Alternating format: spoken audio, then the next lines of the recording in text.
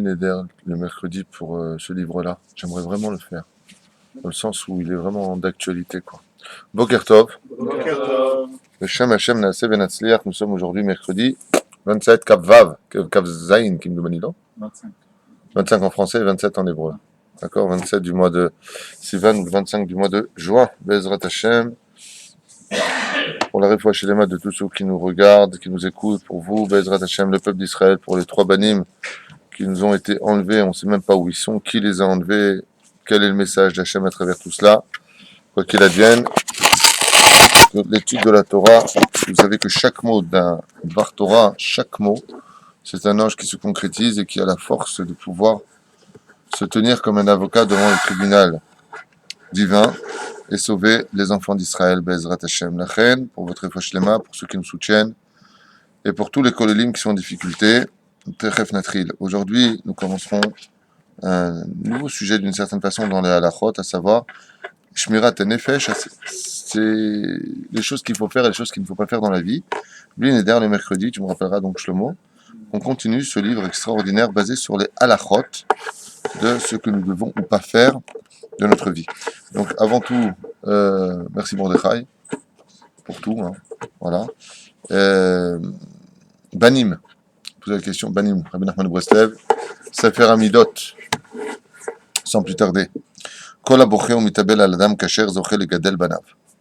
Tout celui qui porte le deuil d'un homme qui était kasher, un tzaddik qui est niftar, qui est décédé, et cette personne-là prend en compte le départ de ce grand tzaddik, verse des larmes pour lui, aura le mérite, Be'ezrat Hashem, de faire lui-même grandir ses propres enfants. C'est-à-dire que même si Chaz v'Shalom, il était condamné à partir de ce monde, et que Akadosh Baruch Hu voit que cet homme-là, il pleure sur un tzaddik qui est parti, la kapara de la mort du tzaddik lui donnera de la vie pour lui. Donc il pourra faire grandir ses propres enfants. Tzarich lishmor et atinok, shelo yeler bigilou rosh. Se devra de s'efforcer, même si on sait qu'à l'époque des Tanaïm, les gens ne portaient pas encore de kippa. Le port de la kippa ne date pas depuis des millions d'années. C'est pas Milechatri-là. Et là, pour avoir de la Hirat Shamaim, aujourd'hui, c'est une halakha de porter la kippa, même si c'est pas de Oraïta, c'est une misva des Rabbanan, de porter la kippa. Azlachen, Bezrat Hashem, dès que l'enfant pourra. Non, elle est bien ta kippa, pourquoi? Tzarich lishmor et atinok, shelo yeler bigilou rosh. Comme c'est marqué dans la Gemara Efo, parce que c'est marqué dans Shabbat, je crois 156, si je ne m'abuse, ou 155, à la fin. Là-bas, on explique que le port de la kippa vient pour renforcer la Hirat Shamaim. C'est-à-dire qu'on raconte là-bas l'histoire, je crois, de Rabbi Nachmani, qui avait un problème avec un enfant, et on lui dit comment on peut faire pour qu'il ait de la Hirat Shamaim. Il a répondu dans la Gemara, mettez-lui une kippa, mettez-lui un kisui roche. Donc Rabbi Noé nous dit, Bezrat Hashem, qu'une personne se devra s'efforcer de vérifier que ses enfants marchent toujours avec une kippa sur la tête. Ve'en tsarich la'adam lidog al parnasat banav, ki kshehem gedelim parnasatam imahem. Un homme ne devra pas s'inquiéter pour la parnassa de ses enfants, car c'est Dieu qui s'en occupe. Quand les enfants grandiront, la parnassa grandira avec eux. Voilà. Ça va être là pour Rabbi Nachman de Breslev. Bezrat Hashem. Pardon? Les Tanaïm, vous n'avez pas de kippa? Non. Non. Ni chapeau, ni kippa, ils allaient bigou roche.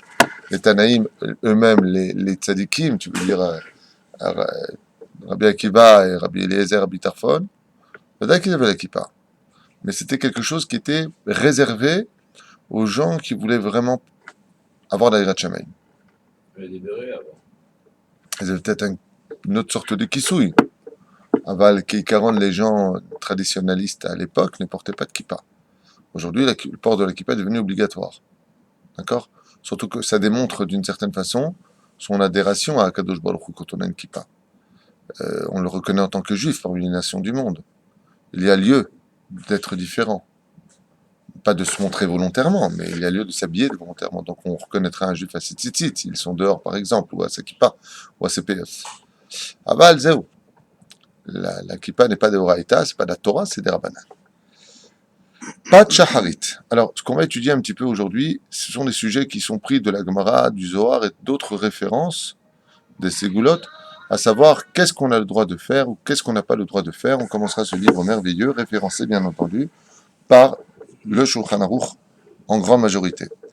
À propos du pain du matin, il est marqué Tov l'adam l'argil atzmo le'echol pat shaharit. Il est impératif pour un homme de manger du pain le matin.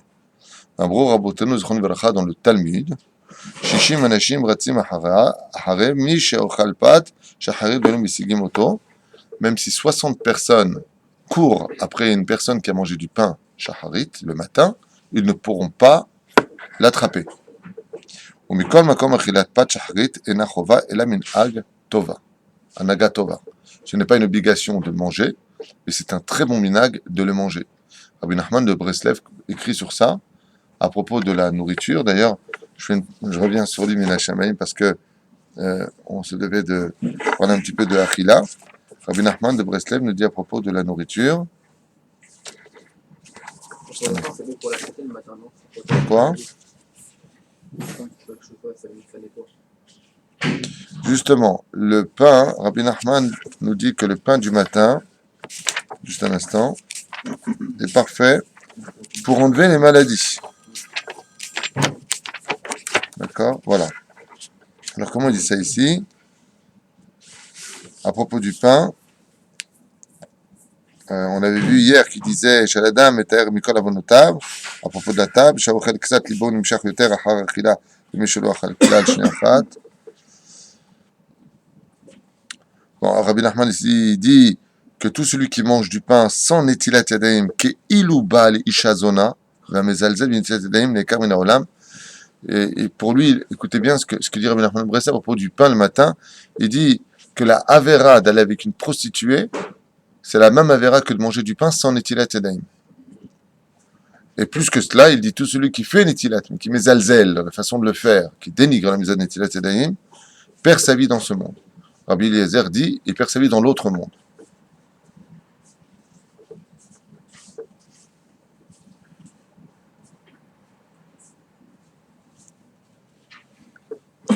Juste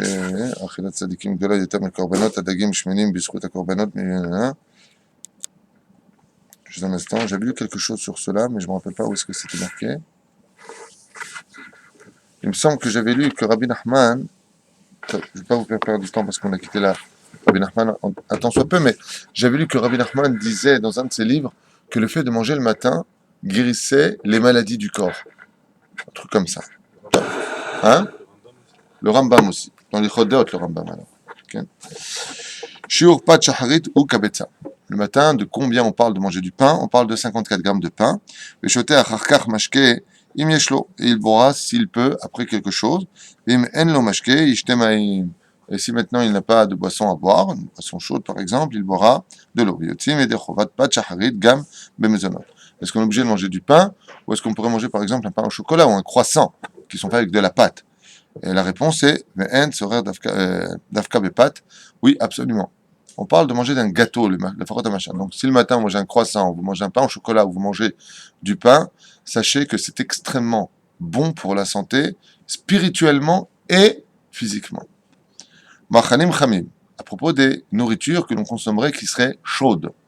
Omer, lo yochal basar be'odom ale ala evel ben tseli ben mevushal. On ne mange jamais de la viande chaude tant qu'elle libère encore de la hevel, de la vapeur chaude. Si tu vois de la viande, tu vois de la vapeur qui monte, ne la consomme pas pour l'instant. De la même façon, on fera toujours très attention de ne pas consommer des aliments ou des boissons qui soient chaudes. Comme dit, ici la référence est Kafahaim. C'est quand même basé sur le Ari Akadosh en d'autres termes, Kafahaim, qui explique le Shulchan Aruch. Une fois, je me souviens, ça s'est passé à Armon Anativ à Yerushalayim, Tibonem Tikonen. J'étais avec un très bon ami. Il a commandé une pizza. La pizza était servie très chaude. Et je lui ai dit, fais attention, c'est chaud. Moi, je m'en fous, j'ai trop faim. Il fait sa bracha et croque un bout dedans. Et la pizza est restée collée au palais. Il a hurlé quand la pizza est tombée sur sa langue. Donc, elle s'est décollée après un certain temps du palais. Tout le palais s'est gonflé. Il avait une cloque dans le palais. Vous ferez attention à votre façon de consommer les choses. Aux États-Unis, une femme est rentrée dans un coffee shop, elle a commandé un café, et quand elle a bu le café, pareil, elle s'est brûlé la langue, elle a porté plainte parce qu'ils estiment que le café doit être servi chaud, mais que chaud au point aussi que l'autre puisse le consommer. Elle a pris $1 million de dommages à intérêts. À ce prix-là, j'aurais bu le café aussi. Hein? Ça vaut la cloque. Ça vaut la cloque. Ouais, que tu l'as. Voilà. C'est pas une blague, c'est vrai. Le echal pat chama yoter midai, comme de manger du pain trop chaud, très négatif. Ou ba'ir hakodesh Yerushalayim choshishim milechol pat chama, afilu shena chama yoter midai. Et Yerushalayim, ils avaient peur de consommer bichlal du pain chaud, même un tout petit peu. Alors, si par contre j'ai mis mon pain sur la plata de Shabbat, par exemple, c'est la question que j'imagine tout de suite les gens posaient. Oui, bien sûr qu'on pourra le consommer, surtout que c'est pas chaud au point de waouh. Le temps d'enlever, de l'amener de la plata jusqu'à la table, il est déjà pratiquement refroidi. Donc il est un peu chaud, un désébaya. Lechem kafou, le pain qui est congelé. En la nichro la esh kedei lafshir velochlo. Il n'est pas bon de le déposer sur le feu afin de le rendre plus mou, hein, puisqu'il était congelé, pour le manger. Kevan shenichnesu bo retivut umezik lebriut. Et une personne qui ferait une chose pareille, qu'il sache qu'il mettrait sa vie en danger, sa santé en danger plus exactement. Et là, chez Shlamtin, Hachir Me'ailav, dans ce cas-là, il est préférable de le laisser se décongeler, de lui par lui-même, un pain se décongèle assez vite, mais de ne pas le mettre sur le feu. Par contre, on a l'habitude de le mettre dans le micro-ondes, très souvent.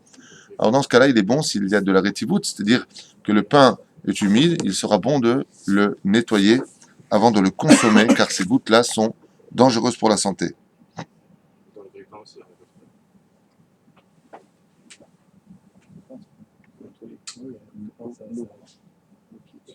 Il y a des gens qui disent Sheminak Shenagu Anashim, Sheim Shechachu Lirdot Pat Meatanour, Velan Sham Kol Alayla, Enan Ochlot Pat Ze Mishum Sakana Ve'en ממשות לחשש שלהם בבריאות לאכול את הפת, ויש אומרים שראוי לחוש למנהג זה, מחלוקת, סגולות ישראל, bon, plusieurs références ici, qui sont données si le pain était oublié dans le tanour. Il y en a qui disent qu'il faut manger, pas le manger, le mieux c'est toujours de le couvrir. Machalim shenafsho katzabahem. Qu'est-ce qui se passerait si on consommerait des nourritures qu'on n'aurait pas envie de manger? Vous savez que le nefesh de l'homme intervient énormément dans la relation du monde matériel. Je m'explique. Il arrive des fois qu'une personne veuille absolument quelque chose, et ça ne le lâche pas. Il y en a qui expliquent que ce côté-là vient expliquer que l'âme a un rapport avec l'objet ou la consommation qui est en face. On ne parle pas bien sûr de ta'avot, le mec qui mangeait 3 tartes au flan, une tonne de choses. On ne parle pas de ça. Mais s'il y a vraiment une chose spécifique, alors que d'habitude, il ne l'a pas. C'est pas un gros mangeur. D'habitude, c'est pas un grand mangeur. Mais Dafka ça, il le veut bimiouchad, il est bon de lui donner au moins un petit bout de cela. Il y en a qui disent que s'il s'empêche de le consommer, alors Zekil Utsam Yom Shalem. C'est comme s'il aurait jeûné une journée entière. Qu'est-ce qui se passerait si la nourriture qu'on veut nous donner à manger, comme par exemple, moi je déteste les choux Bruxelles, il y en a qui adorent ça, tant mieux pour eux. Moi, j'aime pas ça. Donc, chacun ses goûts. Toi non plus? Alors, quand j'étais en pension, on me forçait à les manger. D'accord? Ça, c'est infesté de petits vers. Au niveau de la cache-route, c'est une catastrophe ambulante. Bien. אסור לאכול מאכלים ומשקים שנפשו של אדם קצה בהם כגון משקים ואוכלים שנתערבו בהם כאוצואה ולחה וסחורה וכיוצא בהם. Alors là, il parle vraiment de nourriture infecte, de la nourriture où se serait mélangé là-bas toutes sortes de, je ne veux pas dire les mots, mais d'excréments, de vomi ou toutes sortes de choses, ou la salive, ou quelqu'un qui aurait consommé quoi que ce soit, comme par exemple de choses simples. Pourquoi on aller aussi loin? Tu bois dans un verre et tu le passes à l'autre. Je suis désolé, j'ai pas envie de boire dans ton verre. Donc, katsa bahem. Ou lo rotse le'echol ve'lo lishtot mize. Vechen asur le'echol ve'lishtot bekelim atzoim. Shenafsho shel adam, comme par exemple utiliser des ustensiles qui ont servi à des choses sales. Comme par exemple un pot de chambre. Qu'est-ce qu'il y a? Il met une soupe là-bas après. Bon, aujourd'hui, ça vous fait rire.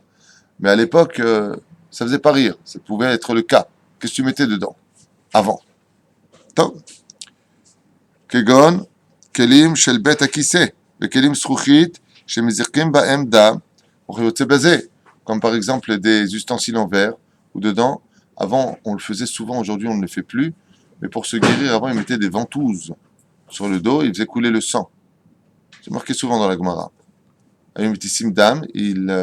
Quand tu perds du sang, tu régénères un nouveau sang. C'est une façon de faire une espèce de semi-dialyse. Hein?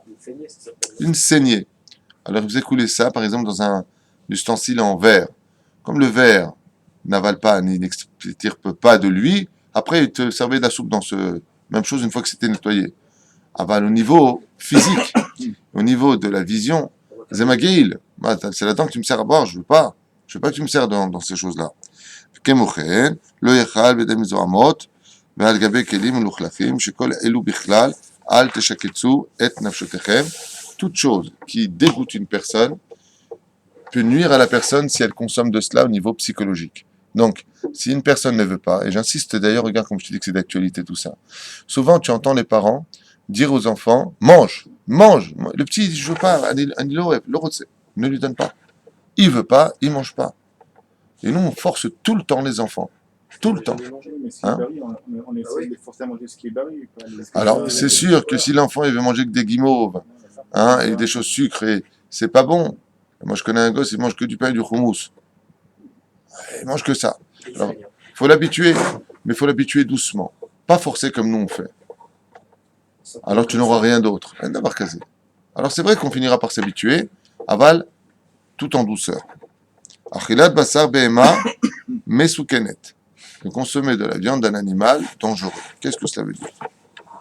Il dit, Gdolei hachachamim, les grands de la Torah nous ont enseigné, shelo hayu ochlim mi behema, shememaharim veshochatim ota, kedei shelo tamut.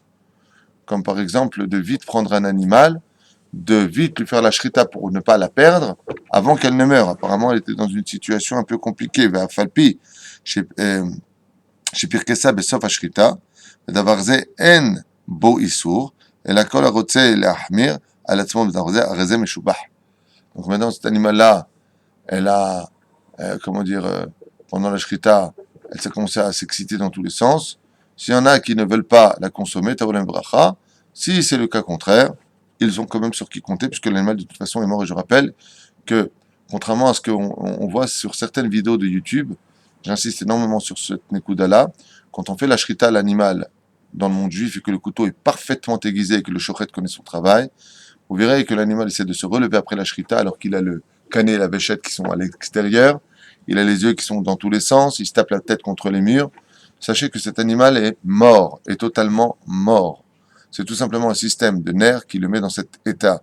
Et donc là-bas, dans une vidéo YouTube, il montrait que la cache-route était quelque chose de barbare, que mieux valait prendre un revolver, de tirer dans le cerveau de l'animal ou un coup d'électricité. Zelonachon. Le revolver et l'électricité sont barbares. La façon de couper ici, c'est prouvé scientifiquement aujourd'hui, contrairement à ce qu'ils ont voulu montrer, et par le biais d'Akadosh Baruch Hu, le roi des rois, qui sait comment tuer un animal sans le faire souffrir, car c'est le but de la cache-route, c'est de lui couper le canet et la véchette. Dès que tu lui coupes, c'est instantané, le sang n'est plus irrigué dans le cerveau, l'animal perd sa vie sur place. Ensuite, vous avez une preuve d'ailleurs de cela. Prenez un poulet, coupez-lui la tête, lâchez le poulet, il vole, il court, il va dans tous les sens. Cette fois, tu ne peux pas dire qu'il est vivant, il n'a même plus de tête. D'accord? Alors comment c'est possible? Et la tête, vous regardez bien, l'œil ne s'ouvre pas, il se ferme. Fini. Alors pourquoi est-ce que le corps bouge dans tous les sens? Tu ne peux pas dire qu'il est mort. Il court, il bat des ailes, il va à droite, à gauche, il n'arrête pas, et pas pendant 10 secondes. Il n'arrête pas. Alors comment c'est possible? Parce qu'il a les nerfs. Les nerfs sont, le système des nerfs fonctionne encore. Mais l'animal en lui-même est mort. Zéro.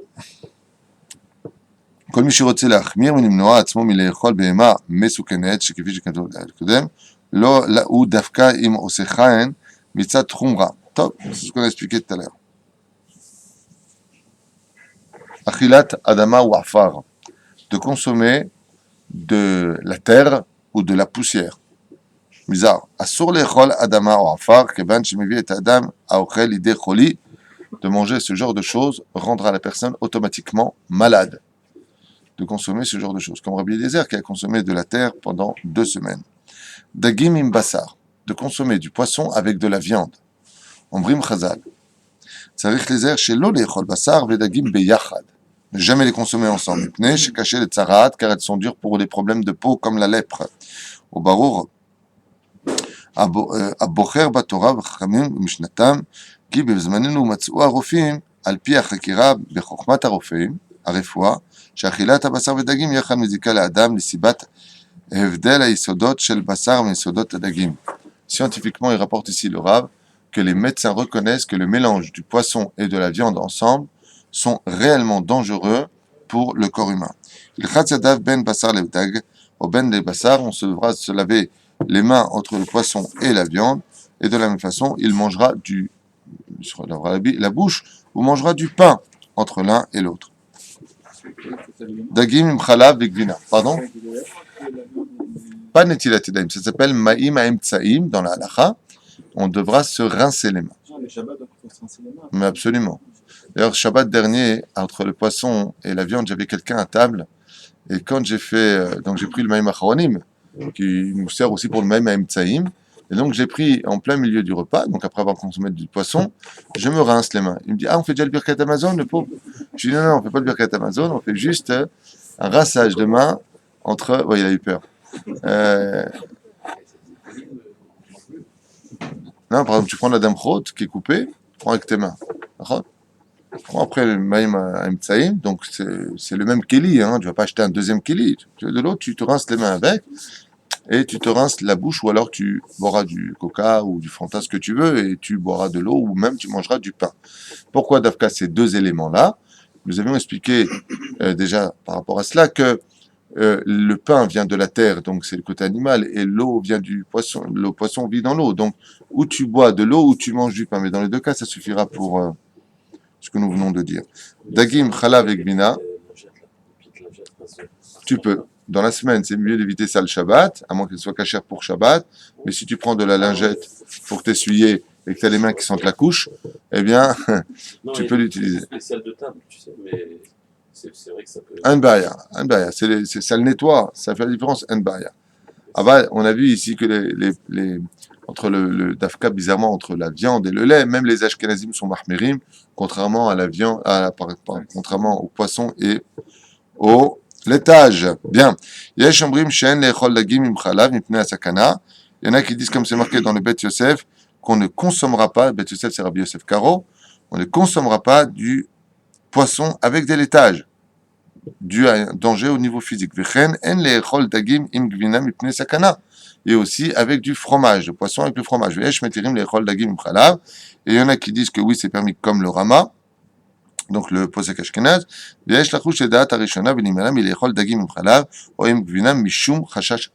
a lieu donc d'éviter, j'ai bien marqué ici, d'éviter de consommer les deux. Et pourquoi il n'y a pas marqué, dans ce cas-là, s'il dit qu'il ne faut pas le faire, pourquoi est-ce qu'il n'y aura pas marqué assour? Parce que comme on a déjà expliqué, d'abord il y a une mahlouket, et on ne le commandera pas nous-mêmes, mais si ça nous est servi d'eux-mêmes, on pourra le consommer. Donc s'il y avait marqué assour, même si on nous l'avait servi, on aurait pu penser qu'on ne pourrait pas le consommer. D'accord? Donc si je viens dans une pizzeria, je ne lui demanderai pas une pizza au thon, mais si mon copain, ne le sachant pas, par exemple, m'a servi une pizza au thon, alors un bon plat au saumon, là, les pâtes au saumon, comment on appelle ça? Tagliatelle. Non, il y a un plat pour ça. Top. Bon, si on te l'a servi, tu peux le manger. Mais ne viens pas le demander toi-même. Voilà. Yesh la couche. Les Daz Vara Rishona, il nous dit ici, il y a lieu de tenir compte de la date de Rabbi Yosef Karo, de ne pas le demander soi-même. Voilà. Siug Amachanim Shonim. Aragil, donc, Suge Maachanim Shonim, plusieurs sortes de nourriture. Aragil Badashim, Achat le Shushim Yom, Monea, Askara. Par contre, là, on est dans la refoua, Dipteraya, Neodamazé. Vitor Beto, Aval En Leechol Mehem, Bechol Yom Bayom, Kiman Shekaché le Reach Hape. De consommer des lentilles, une fois par mois, ça peut être bien, surtout que c'est rempli de fer, mais d'en manger tous les jours, ce n'est pas spécialement bon pour la santé, et surtout pour la laine, dit-il. Aragil Bechardal, Achat le Shoshim Yom, Monea, Cholaim, Vitor Beto. Celui qui mange au moins une fois par mois de la moutarde évitera les maladies dans sa maison, au moins une fois par mois. Aval en le'echol b'chol yom vayom kevan shekaché lechutchat halev, mais d'en consommer tous les jours de la moutarde peut être dangereux pour le cœur. Donc faire attention d'en manger de façon modérée. Aragil bedagim ktanim, celui par contre la Gemara on l'a vu dans Vodazara que c'est excellent de manger des petits poissons. Alors il nous dit ici, celui qui mange des petits poissons, ne sera jamais malade des intestins. Mefarim, Marbim, Mavrim, Bechol, Gufo, Shel Adam. Ils sont bari, ils sont bons pour tous les membres du corps humain. De manger des poissons, des petites sardines, le tout poisson de façon générale. Les éperlants. Des éperlants. Si tu veux. Non. C'est petits poissons. Ouais, très bon. Il n'y a pas marqué lesquels. Tant qu'ils sont cachers, snapim, vekasresim, ils les ont, c'est pas un problème. Yesh machalim shem ra'im beyoter ad me'od. Rouille la dame shelo leochlam leolam. Il y a par contre des nourritures qui sont extrêmement nuisibles et que l'homme ferait mieux de ne jamais les consommer. Kegon adagim agdolim, ameluchim, ayeshanim. Comme par exemple les grands poissons qu'on a l'habitude de faire sécher et saler. C'est quoi le tagmaloir là Fumé. Le poisson fumé. Ouais. C'est bon. Non, il faut fumé, ça va. Il y a le temps fumé. Ah, Dagim gdolim meluchim, Mais sinon, ayeshanim. Des poissons qu'on a laissés vieux comme ça longtemps, d'autres termes, séchés et salés. la dame. Il y a, je vois de quoi il parle. Il y a effectivement des poissons que l'on, Ouais. sans la tête là, qui sont salés et sont vieux. même, Ah, Ils sont bons, c'est tagmaloir, non? Non, pas le dagmalo, Ah, comme la morue. la morue. Je sais pas, la morue c'est cachère. la morue, oui. Je crois que. Bien sûr, bien sûr, c'est morue, bien sûr, morue, c'est cher, c'est cher. C'est bon, la morue, c'est bon. Comme par exemple aussi, il dit les pitriotes vabassar amalia hayashan. Comme les vieux champignons qu'on a laissés, la viande que l'on a laissé très longtemps sécher, veyain magato. Betavshil sheshaa ad shenadav recho. Comme par exemple toute nourriture dont l'odeur est suspicieuse.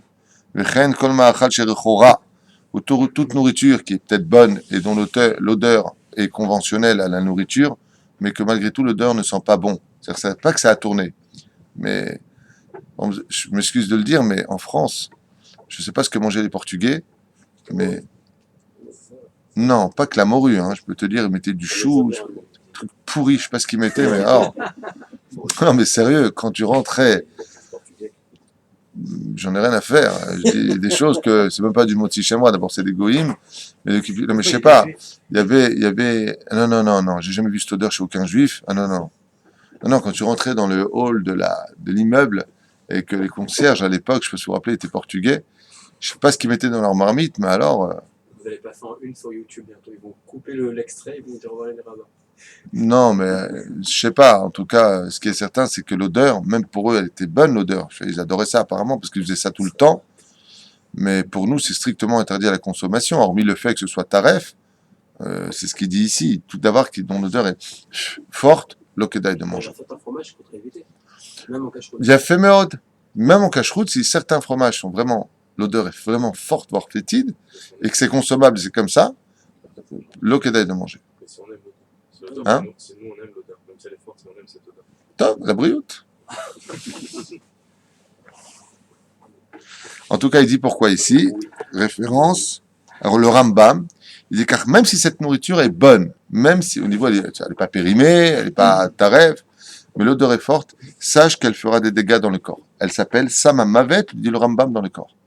D'où l'importance de manger des choses qui sentent bon et des choses qui, Baruch Hashem, sont acceptées par le corps. Perot Ailanot, Lifne, chez Bachelou, une fois, je me rappelle, il y avait la Hasbana, c'était à Soukot, c'est bon la Hasbana, C'est incroyable. mais l'odeur était un petit peu épaisse. Non, D'accord, je n'ai pas dit la tienne, je peux dire Hasbana de ta femme ou celle de ta mère. Je sais pas, une fois, des fois, et on avait un doute comme ça, et bien sauf qu'on s'était rendu compte que cette Hasbana-là avait tourné, et il y avait une odeur, à la vérité, qui était vraiment. Alors, il y en a un qui a goûté, il dit non, ça va, tout va bien. L'autre a goûté, il a fait s'évanouir. Hein? le pied de bœuf aussi, ça a des odeurs. Le pied de bœuf a des odeurs aussi. Ben, ça a le goût, ça a l'odeur de pied. Hein. D'accord? Il y a des gens qui aiment ça. Même le foie, ça sent, C'est magnifique. Le foie, qu'est-ce qu'il a le foie? ça sent très fort. Ils sont très bons. Mais ça sent bon le foie. Enfin, je me rappelle pas. Le foie, ça sent bon, c'est mauvais? Ouais, le foie. Voilà, vous avez chacun vos exemples chez vous. Toi, t'es de quelle origine? Algérienne, marocain, tunisien? Chacun connaît ses origines. C'est bon. Non, moi le foie, je peux. Ça sent- Toi, t'es ashkénaze, toi. Oui. Mais le foie grillé dans la maison, moi je peux même pas rentrer dans la maison. je vomis. Alors, par exemple, si dans ton cas, toi, le foie grillé te fait vomir, même si on sait qu'il est consommable et que pour d'autres, Dafka, ça sent bon, enfin, l'odeur ne dérange pas, dans ton cas à toi, il ne faudra pas le manger. C'est ce que dit le Rambam. Voilà. פירות ואילנות לפני שהתבשלו כל צורכן, הרי הן כחרבות לגוף.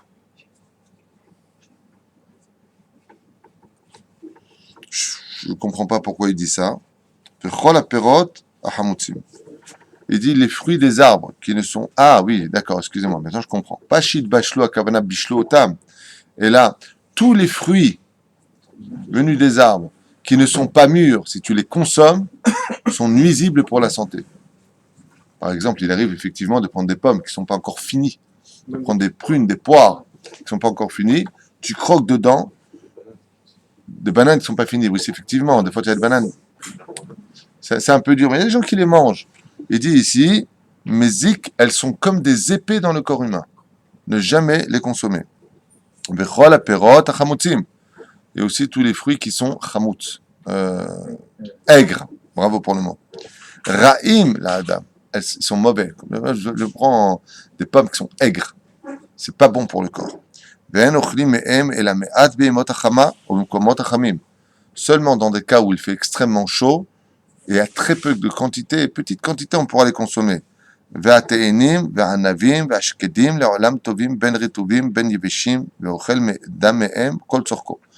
contre, il y en a qui sont constamment bons, comme les figues, comme les raisins, comme les amandes, qui sont constamment bonnes pour le corps humain, qu'ils soient yeveshim, secs, ou qu'ils soient tout simplement naturels. Mais comme on fera bien entendu attention à la cacheroute, mais comme lo yatmid ba'achilatam, afalpi she'em tovim, mikol peri ha'elanot. Bien entendu, il dit ici de consommation modérée.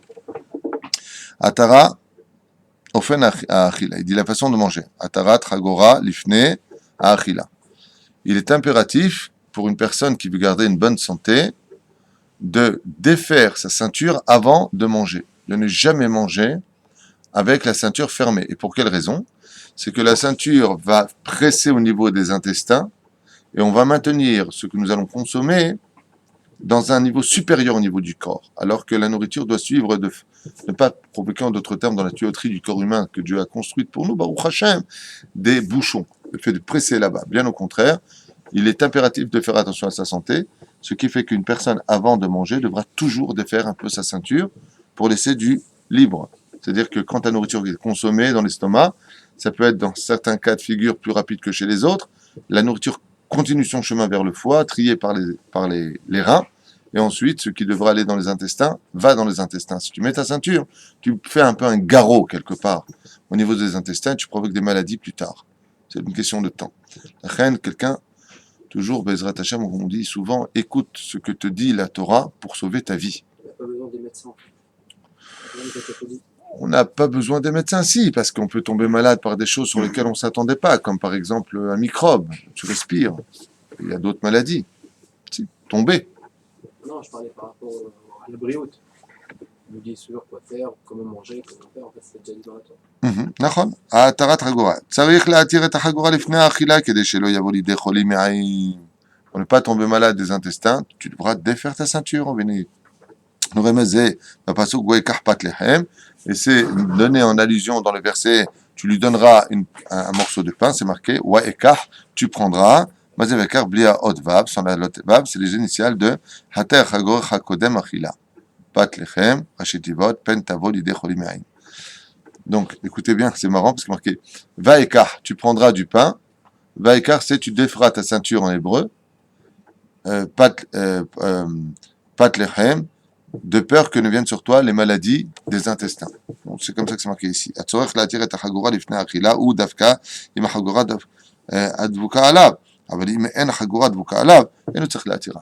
Bien entendu, si maintenant la ceinture ne serre pas le ventre, il n'y a aucun comme dans mon cas, moi, ça ne sert pas. Donc je n'ai pas besoin de l'enlever. Mais si une personne a bien serré sa ceinture, ou alors comme Adam qui a des fois des bretelles comme ça, donc lui il n'a pas besoin. Mais si une personne a bien serré sa ceinture, surtout qu'il voulait paraître mince comme ça, les gens aiment bien paraître mince, il serre bien la ceinture, yesh inyan de les lui donner.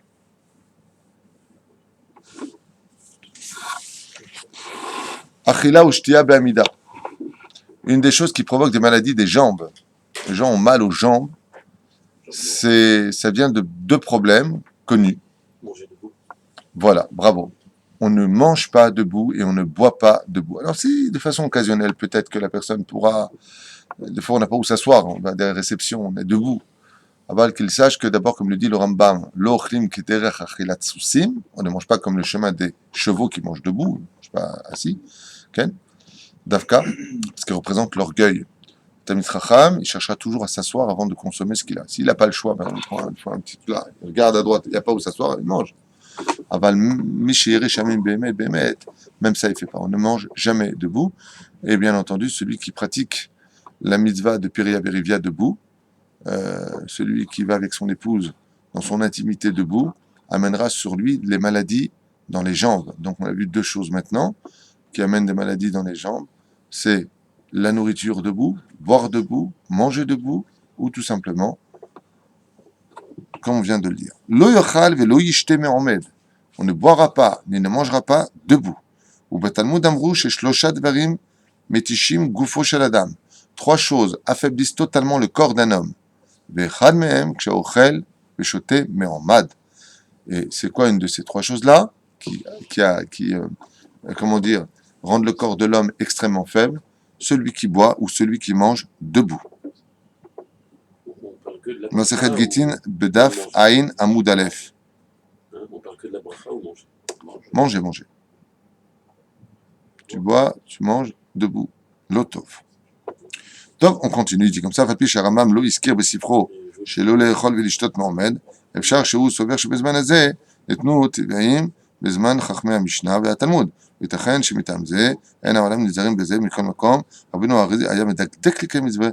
Le Hari HaKadosh, je vous dis ici, le Rambam n'en parle pas spécialement, mais le Hari HaKadosh était extrêmement minutieux dans cette mitzvah-là de ne pas consommer debout, quoi que ce soit. Valken kevan she'en bezetircha vadaï shetov leizer. Et quand ça ne demande pas beaucoup d'efforts de s'asseoir, il est bon de le faire. Oui, le Rabbeinu Hari aya noaek bekar, ve'ula yesh lo ta'am acher nistar beze. Et selon ce qu'il vient de dire ici, si le Hari l'a mis en pratique, c'est qu'apparemment il existe certainement aussi une raison secrète, cachée, kabbalistique, de ne pas boire ou de ne pas consommer debout. Top. Mi she'ochel ou shote, en lo la'amod miyad le'achar achila ou shtiya, et là yeshae me'at kodem she'amod. Celui qui a bu ou qui a mangé ne se lèvera pas directement après cela, mais attendra un tout petit peu. Tout petit peu. Top. Yegia le'achar achila. De faire des efforts une fois qu'on aurait mangé. Quel serait le din? Le olam. She'ochal adam yeshev bimkomo. Quand une personne mange, devra rester assise. Vechoule. Velo yelech, velo yirkav, velo yiga, velo yezazea gufo, velo yitayel, velo yitakel ad, shitakel amazon bemea. On ne fera jamais un effort après avoir mangé. Donc des fois, vous allez faire du sport, du tennis. Ouais, ne mangez jamais avant d'aller faire le sport, d'aller transpirer, de marcher. Mais par contre, il sera bon de pratiquer, de faire quelques pas, comme faire 5, 6 pas, 7 pas, 8 pas, 10 pas. Faire quelques pas pour aider le hikou, la digestion.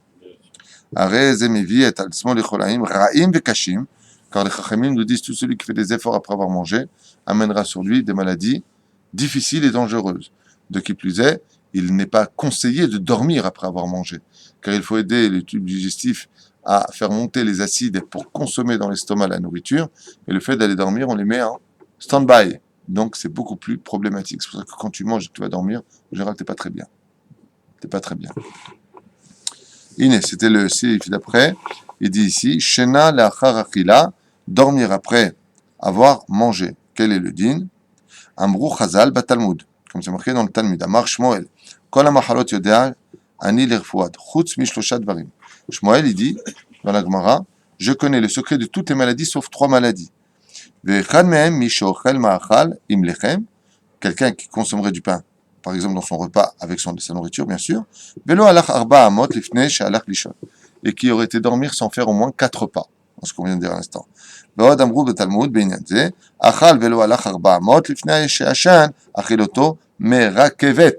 C'est lui qui a mangé et qui n'a pas fait au moins 4 pas avant d'aller dormir, tu peux être certain que sa nourriture pourrira à l'intérieur. Vezet chilat reach ra me'apeh, et c'est une des raisons pour lesquelles les gens peuvent avoir une très mauvaise haleine. ויש אומרים שימתין 2 שעות ואחר כך, אחרי האכילה, ורק אחר כך יישן. Il y en a qui disent qu'il est impératif d'attendre au moins 2 heures entre le moment d'avoir consommé et le moment d'avoir été dormir. tout ça, parce que pas tout le monde le fait. Tu manges pas dans un lit. Non, non, alors, il y en a qui vont manger sur le fauteuil et qui vont s'endormir directement. D'accord? Aval est impératif de marcher. Il dit ici, va Rambam, Katav, Shelo Yeshan Samor Leachila, Ela Yamtin, Achar Achila, Kemo Shalosh ou Arba Shaot. Et le Rambam, il dit non, faut pas attendre 2 heures seulement, faut attendre entre 3 heures et 4 heures, selon le Rambam, pour, entre le moment où tu vas manger et dormir. C'est pour ça que le Shabbat Kodesh, Shabbat Kodesh, Baruch Hashem, on est protégé par Shabbat. En général, quand on a fini de manger, on fait le Birkat Amazon, et on a envie d'étudier Masechet Halomot. Hein, on a envie d'étudier le Talmud dans le sommeil, comme ça. Hein. C'est pour ça que c'est bien quand on peut, celui qui peut, Bezrat Hashem, celui qui peut, de ne pas trop s'attarder au repas par rapport à cela, d'étudier après la Torah de. Maurice, si tu veux le voir.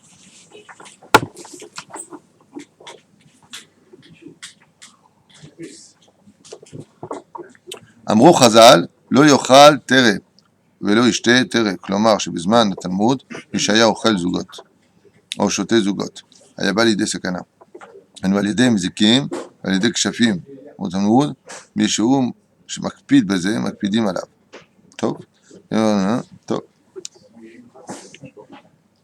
לא יודע, je ne comprends pas de quoi il parle. De boire ensemble, לא יודע. לא יודע. פרטים דברים השייכים sur la Seuda. Alors il nous dit ici, écoutez bien, mitzvah laniach ala shulchan melach kodem shebatza. Il est impératif, c'est une mitzvah de toujours avoir le sel sur la table. Ki a shulchan domé le mizbeach ve'achila ki korban, car la table ressemble au mizbeach et la nourriture à un korban. Ve'al kach korbanecha takriv melach. Étant donné que le verset nous dit qu'il y avait toujours le sel sur le mizbeach, de la même façon, il faudra toujours qu'il y ait du sel. Ça amène à bracha à la maison. Vehu megin min apor anut. Et le fait d'avoir du sel sur la table protège un homme des malheurs à la maison ou dans sa vie, voire de la pauvreté. Pour Anout, c'est tous les malheurs. Le fait d'avoir du sel. Le Rav Moutsafi a dit un jour, celui qui veut toujours la bracha chez lui, qui laisse toujours sur la table toute la semaine. Alors, ou la table de la cuisine ou la table de la salle à manger, du pain et du sel. Mais pas du pain découvert. Tu prends un plastique où tu le mets, qui est toujours sur la table, le pain et le sel, toute la semaine. Ça apporte une abondance financière excellente pour le pain. תודה רבה. Mizvah laniach hamelach al shulchan mutelet al anashim. Et cette mitzvah de laisser toujours le sel sur la table revient à la femme. Sheyoda sheishto shel Lot haïta netziv melach. Et c'est une des façons de réparer, comme la femme de Lot s'est transformée en statue de sel. Alors aujourd'hui, si vous allez voir la statue c'est marrant parce que les scientifiques, ils me font rire. Ils ont fait une vidéo sur la femme de Lot. Effectivement, je vois une espèce de gros gouche comme ça, comme on dit, une gouche, un gros bloc comme ça, et ça ressemble en rien à une femme. Ce qu'ont oublié les scientifiques, c'est que s'ils donnent un coup de masse sur ce truc de bloc de sel, qui avec tous ces milliers d'années qui se sont écoulés, coagulés les uns aux autres, ont formé un bloc autour d'elle, ils découvriraient, mamash, une femme de sel à l'intérieur de ce bloc. Oui.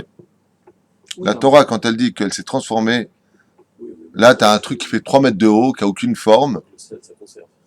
Le sel conserve, c'est sûr, mais elle est à l'intérieur. Si la Torah, on le lit, dit jusqu'à nos jours, elle est comme ça. Alors aujourd'hui, quand tu vas voir ça, tu as un truc de 3 mètres, c'est quoi, c'est pas une femme, ça ressemble à rien. Ben oui, mais c'est à l'intérieur qu'elle est. On le voit, Oui. J'ai vu ça sur YouTube. Non, mais le bloc, il est en Israël, pas il est. Oui, bien sûr. Il y a même Elar. Donc tu vas voir, tu vois un grand bloc comme ça. Casse-le et tu verras.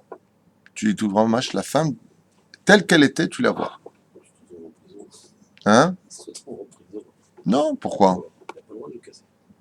לא הייתה נציב מלח, על אשר רצתה להניח המלח על השולחן, וצריך להישאר המלח על השולחן עד לאחר ברכת המזון, et on laissera au moins ce sel-là sur la table, au moins jusqu'à après minimum le birkat Amazon. ולא לפני. Que le sel.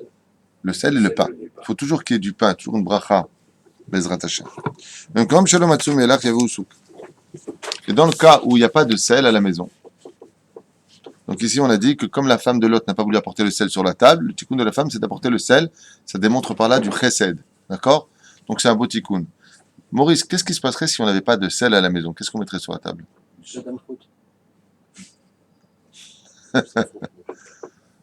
Tu dis quoi toi? Du sucre. Du sucre, excellente réponse. Alors c'est ce qu'il dit ici.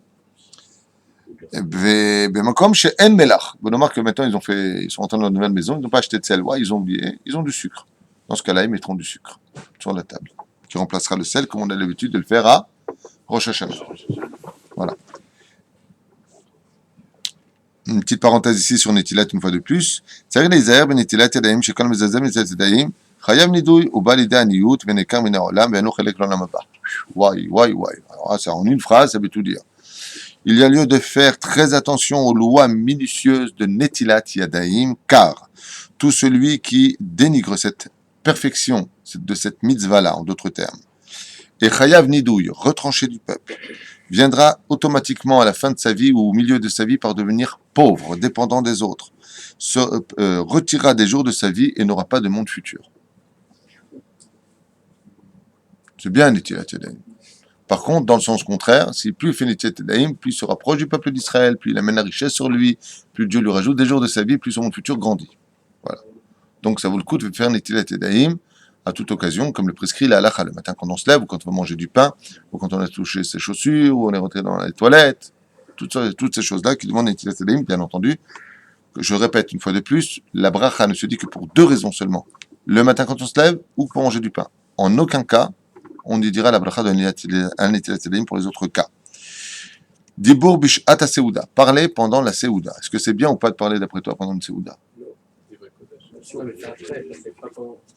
Divrei Kodesh, c'est sûr que de parler des Divrei Kodesh, c'est une obligation, puisque la Mishnah nous dit que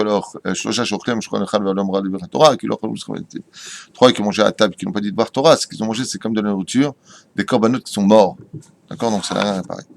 En mesichin b'seuda shema yagdim kanel apeshet. On ne parle jamais pendant une seuda, quand on mange, de peur de s'étrangler, de faire passer la nourriture en mangeant. Afilu mishe nitatesh b'seuda asur lo lomar asuta. Même de dire à quelqu'un à vos souhaits, asuta c'est ce qu'on disait à l'époque, ouais, on ne le dit pas. Le dafka b'shat achila mamash. De quoi est-ce qu'on parle? Quand il a la nourriture dans la bouche. On ne parle jamais la bouche pleine. Aval ben tafshil et tafshil mutar. Mais si maintenant, entre deux repas, c'est mutar. Donc on voit ici qu'il y a un temps pour manger et un temps pour parler. Ayam assez avec Baba Saleh à la Vachalom. Baba Saleh était en train de manger un vendredi soir. Et un rav qui était invité qui lui a dit Vodo le Omer Dvar Torah, il lui a dit je mange. Là je mange. Un moment pour manger, un moment pour parler. יש אומרים שהאיסור לדבר בסעודה הוא דווקא בזמן חכמי הש"ס, שהיה דרכם לאכול בעשה בה. Il dit oui mais attends, le fait de ne pas parler à la Séouda, c'était à l'époque du Talmud où les gens mangeaient allongés, comme on l'a vu à Pessar Ben Echorin. Ils mangeaient comme ça. Vaz aya chashashema yagdim kanel aveshet. Ils mangeaient toujours sur le côté. D'accord, comme en Tunisie aussi, ils mangeaient souvent sur le côté. Aval bazeman azeh sheyushvim yashar. Aujourd'hui on mange droit. Pas trop de difficultés avec ça. On a un bel El Pessah, donc il y en a qui disent qu'aujourd'hui c'est plus vraiment d'actualité. Et on a rarement vu des gens s'étrangler quand ils mangeaient. Ceci étant dit, Michel, savoir vivre, et il faut le savoir une fois pour toutes, il y a beaucoup de gens qui ne se rendent pas compte, mais ils mangent la bouche ouverte, ou ils parlent quand ils ont quelque chose dans la bouche. C'est pas shoot McGill. C'est dégoûtant à voir. Alors je te disais, ouais. Donc même s'il n'y a pas un danger de sakana, il n'y a pas un danger de briout, il y a tout simplement un manque de savoir-vivre, un gêne. Il est impératif de consommer modérément, de ne pas remplir sa bouche, et surtout de fermer sa bouche quand on mange. On n'est pas obligé de voir où est-ce que tu en es. Il y a des gens aussi qui mangent, et en pleine nourriture, des trucs là, et là je te dis, ça, je sais pas ce qu'ils vont... C'est comme les chewing-gums, c'est pareil. Hein. Les chewing-gums, qu'est-ce qu'ils ont les chewing-gums? Des gens qui mâchent les chewing-gums, quand on est au cours, longtemps. Et Je ne vais pas dire qui, mais... d'accord. Après le beau cadeau que j'ai reçu de vous ce matin, Mordechai, je ne vais pas vous envoyer balader, donc... top. Ah, voilà. Divrei Torah bishat ha-seouda. כל שולחן שלא אמרו עליו דברי תורה, ואת הלימוד בדברי תורה על השולחן יעשו אחר גמר הסעודה סמוך למים אחרונים. Quand est-ce qu'on fait un Dvar Torah? Quand on est à table, qu'on est en train de manger. À quel moment on doit faire un Dvar Torah? Peut-être deux tafshilim. Alors entre deux tafshilim, bonne réponse. En général, c'est ce que j'aurais répondu moi aussi. Il dit ici, il est bon de faire les Dvar Torah à la fin du repas. avant les Maïm Acharonim, de faire le... Ils sont tous fatigués. Hein? Avant la fin du repas. Mais pourquoi d'après vous? Pour moi, ça aide parfaitement ce qu'on a lu dans la chronologie. Si on a dit que tu peux pas aller dormir après ton repas, si pendant ton repas tu parles de Divrei Torah, quand tu finis ton Birkat Amazon, tu es fatigué, tu vas dormir le soir par exemple. Mais par contre, si après avoir mangé, tu prends le temps du Divrei Torah, tu gagnes du temps pour ne pas aller directement dormir. Donc le meilleur moment, c'est après avoir mangé. D'accord? Maintenant, de l'autre côté, je te le cache pas. Si par exemple, même pendant Yom Tov ou Shabbat, ou voire la semaine, tu manges avec une personne, maintenant tu sais que pendant ce laps de temps, cette personne-là va dire des bêtises. Alors tu vas l'occuper vite par le Dvar Torah. Tu peux lui dire, j'attends la fin pour l'instant, tu me dis toutes les bêtises que tu veux, moi c'est à la fin du repas. פרוסת המוציא לחם, אם ירער אדם במשניות, בדברי תורה אחרים בשעת האכילה, תחשב אכילתו ושתייתו כקורבן הנצרכים לפני הקדוש ברוך הוא, même de penser à des divrei Torah pendant que l'on mange est considéré comme un korban qu'on a porté devant un kadosh baruch hu. פרוסת המוציא, le pain, le morceau de pain que nous mangeons, פרוסת הלחם, לא ייתן את הפרוסה בידי המסובין, כיוון שרק האבלים נותנים את הפרוסה בידי האדם. On ne donne jamais le pain de main à main quand on fait le motzi lechem. Ni Shabbat, ni la semaine. Pourquoi? Parce que c'est un minhag de deuil. Donc, quand tu prends du pain, tu le poses. Pose dans l'assiette. Ou un morceau de pain, tac. Mais tu donnes de main à main. Ce n'est pas bon de le faire. Chez Neymar, Parshat Sion Beidea. Donc, c'est marqué là-bas. Il a pris à propos de la veloud de Sion, de Yerushalayim, de sa main à main. Remez et Prutzat Amotzi Lechem, Shenotnim Bido, Bishata veloud. Donc, on parle à quel moment-là? Par exemple, je fais un motzi lechem. Je te donne pas ni la semaine ni le Shabbat, le pain de main à main. Mais pendant le repas, donc c'est plus maintenant poussat lechem de motzi lechem. Si je veux te le donner, je te le donne. Et là, il y a ta poussa lifne kol echad ve'echad min mesubin vehem lokrim ve'ochlim. Donc, quand tu fais motzi lechem, tu donnes pas de main à main. Le mieux, c'est de passer dans l'assiette. Ni tu jettes le pain, ni tu le donnes de main à main. Les gens qui le jettent comme ça, c'est la manne qui tombe. C'est zilzul ba mitzvah. Il y en a plein qui ont l'habitude. Même des rabbanim le font. Il dit ici, dans son livre à un moment ou un autre, je ne me rappelle plus où, que c'est interdit de faire ça, ça s'appelle les zalzel bepat lechem. C'est dénigrer le pain. Abotzet alechem. Lo izrok. Je ne sais pas où c'est marqué, j'avais déjà lu, c'est marqué ici. Lo izrok beshum panim baofen et alechem. On ne jettera pas son pain pour le donner. Lifne bene abayit, kevan shenershav le bizayon mitzvah. T'as dit la mitzvah, amotzi lechem min haaretz. J'avais raconté une fois dans le shiur du juif à la table du juif, le cours qu'on avait fait. Une fois j'étais chez un rave, on était bien très très nombreux. Le rave était en bout de table, il a dit à Motzi Lachem Minaret, et voilà que je vois le pain comme ça passer dans les airs, s'éclater dans les salades, et les gens prenaient bizarrement ce pain-là. Il dit comment est-ce que tu peux oser le jeter du pain, même sous prétexte que c'est un minhag de je sais pas d'où il sort, sous prétexte que la manne tombait du ciel, toi tu veux faire la même chose. Aval t'as dit à Motzi Lechem Minaret, t'as dit une bracha, le nom d'Hachem sur ce pain, et tu le jettes. Tu prends l'assiette, tu le fais passer. En plus, ça tombe dans les sauces, ça tombe dans le houmous, ça tombe dans le trinet. Zélo y a fait. C'est pas du savoir-vivre. On ne fait pas ce genre de choses. En tout cas, ici, il le dit noir sur blanc. Comme c'est marqué, il rapporte la référence, Kafahaim. C'est pas rien. Abotzet alechem lo yizrok et aproussa. Ne jettera pas le pain. On fait encore deux halachot. Kevan shenershav le bizayon mitzvah. Vegam eno kavod el mekabeh aproussa. Ce n'est pas du respect pour les gens qui sont assis à table de recevoir ce pain de façon jetée. Et là, il y a niach lifnehem vehem lokrim veochlim. Dans une assiette, tu fais passer l'assiette, que chacun se serve convenablement. Lo yishor proussa nitna lifne chavero o letoch ke'ara lefi she'en da'at kol habriyot shaveh velo yishte me'akosh yiten lechavero. Donc, on coupe pas un morceau de pain pour soi et on donne de son morceau de pain à l'autre. On prend, par exemple, du grand pain, tu prends pour toi, tu prends du grand pain, tu donnes pour l'autre, pas de prends pour toi, tu manges, et de ton pain, tu donnes. De la même façon, on ne voit pas dans le même verre, toi et l'autre, celui qui douche, chacun versera dans le verre de l'autre. Ce n'est pas propre de boire tous dans le même verre. Et la personne va être, on a dit tout à l'heure, on ne boit pas quand on est dégoûté d'une chose. Il dit, la personne, elle a honte en public, non, je ne bois pas de ton verre, il va le boire et il va être dégoûté. On ne sait jamais ce qu'il peut y avoir dans la salive, de ne pas, chas v'shalom, consommer ces choses-là. Demain, Bli Neder, mercredi prochain, Bli Neder, on parlera des pirouré lechem, et on verra Bli Neder que celui qui mange les miettes de pain apporte chez lui la richesse, celui qui les jette par terre et qui marche dessus apporte chez lui la pauvreté, celui qui les donne aux oiseaux, c'est un autre digne Blineder, que nous verrons la prochaine fois. En tout cas, Rabbi Moshe Elirel Alav Shalom avait l'habitude à la fin du repas de réunir toutes les miettes de pain à table, de les mettre dans sa main et de les consommer. Les Chachamim nous disent que ça apporte une très bonne parnassa, une belle bracha dans la vie d'un homme, parce que justement, c'est ce qu'on appelle un digne de Baal Tashrit, que Dieu nous protège de ce genre de choses. Il y a des gens qui n'ont pas de quoi manger, nous on jette des tonnes de nourriture, sous prétexte que ça ne nous plaît pas, alors que la maman, des fois, bon, bah, t'as servi un morceau de viande dans le plat de quelqu'un, de tes enfants, tu arrives avec une, tu jettes le plat. Raval, morceau de viande, prends-le, mets-le de côté, donne-le à autrui, ou donne-le à des pauvres, ou donne-le tout simplement à ton fils le lendemain pour qu'il le mange, car il y a des gens qui ne mangent pas, et quand on jette de la nourriture alors que dans la ville, il y en a d'autres qui ne mangent pas, on vient de créer un kitroug, c'est-à-dire une accusation terrible dans les cieux, où à cause d'une raison inconnue à l'homme, l'homme trouve des difficultés dans son travail, il ne comprend pas pourquoi.